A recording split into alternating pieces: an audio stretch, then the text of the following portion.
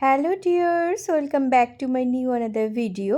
তো আজকের ভিডিওটাতে আমি তোমাদের চিকেন স্টু রেসিপিটা শেয়ার করব। ঠান্ডা তো পড়েই গেছে, তো এই ঠান্ডায় শুরুতেই কিন্তু বাচ্চা বড় সকলেরই ঠান্ডা লাগার একটা টেন্ডেন্সি থেকেই যায়, মুখে রুচি থাকে না, তখন এই স্টুটা কিন্তু আমরা তাদেরকে দিতেই পারি। দেখো, আমি অল্প তেলে একটু পেঁয়াজ আর টমেটো হালকা লবণ দিয়ে ভেজে নিচ্ছি। দিয়ে দিচ্ছি কটা চেরা কাঁচা লঙ্কা আর থেতো করা আদা। ভালো করে আমাকে কিন্তু কষিয়ে নিতে হবে।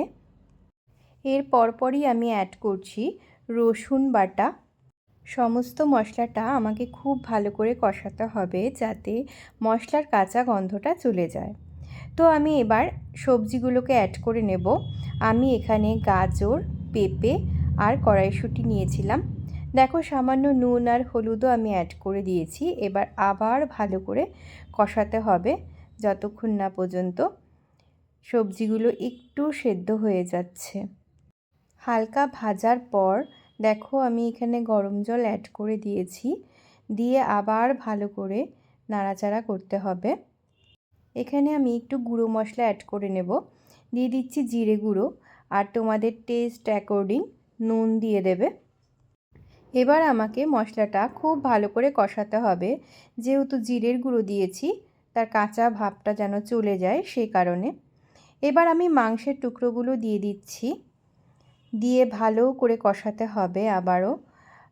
তোমরা যদি বাচ্চাদের জন্য করো তাহলে জিরের গুঁড়ো, কাঁচা লঙ্কা এগুলো বাদ দিয়েও করতে পারো। মাংসটা মশলার সঙ্গে ভালো মতন কষানো হয়ে গেছে। আমি এখানে গরম জল অ্যাড করে দিলাম। তোমরা তোমাদের প্রয়োজন অনুযায়ী জল এখানে অ্যাড করবে। তো আমি একটু বাটার আর একটু গোলমরিচের গুঁড়ো অ্যাড করে নিচ্ছি। বাটার আর গোলমরিচটা অ্যাড করে আমি আবার সমস্ত কিছু ভালোভাবে মিক্স করে নিচ্ছিলাম। চিকেন স্টু মানেই কিন্তু বাটার আর গোলমরিচের গুঁড়োটা দিতেই হবে। আমি প্রেসারের লিডটা বন্ধ করে 3 থেকে 4টে হুইসেল দিয়ে নামিয়ে নিয়েছি। দেখো, চিকেন স্টুটার কালারটা কি দারুণ এসেছে। কেমন লাগলো ভিডিওটা অবশ্যই কিন্তু জানিয়ে যেও।